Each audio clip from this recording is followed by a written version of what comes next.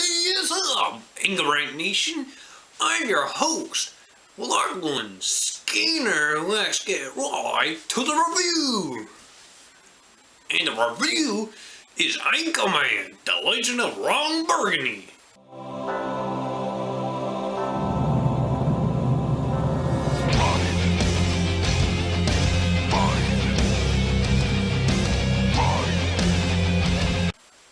I'm gonna start with that voice. I just watched Anchorman around 10 minutes ago, and I just finished filming my tragic day video.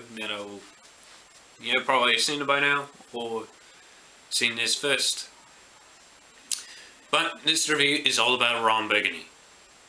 Let's to give it a moment of silence to the cult hero that is Burgundy.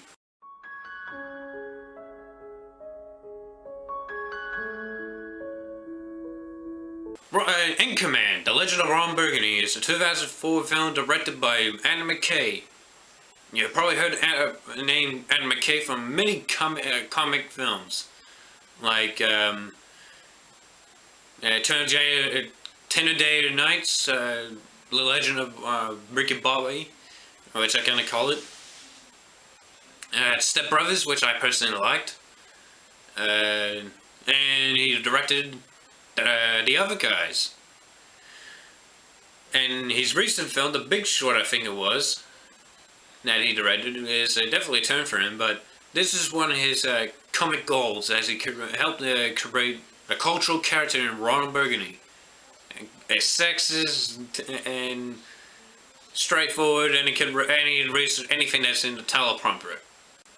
And the film is 15 years old. That's very old in terms of film years. And luckily a sequel came out 9 years later. So to Zoolander, actually to Ben Stiller, that time frame is better, I think. But I haven't even watched the second, and if you're wondering why I have this here, it's been around for a couple days. But that's besides the point. This film is absolutely funny because its jokes are right on point, and some I didn't laugh at, and I still get it. And this film has a lot of memes, a lot more memes than Zoolander 1, which is also considered a cult hit. If you want to know my opinion on Zoolander 2,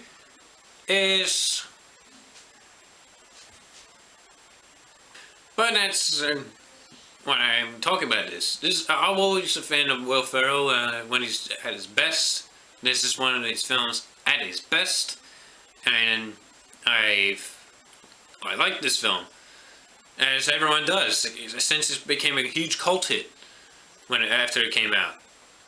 It became memes, like I said, and it became quotable, like "Stay classy, San Diego," and "I'm in the glass case of emotion,"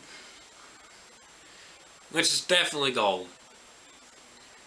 But the film has its problems, like I actually fell asleep on my first attempt of watching it. I didn't know why I was sleeping through the first attempt, probably because I was tired. I remember going, and I don't remember what happened next. I just probably in deep sleep after that. I don't even remember what happened next. This film also has great comedic performances, and there's plenty good cameos, like Vince Vaughn, but when he was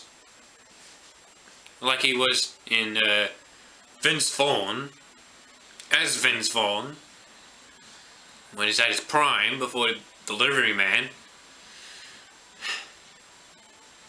There's plenty of good comedic performances, and the writing is definitely sharp, and there's definitely cliches you definitely can detect a mile away, which gives the film a little credibility, and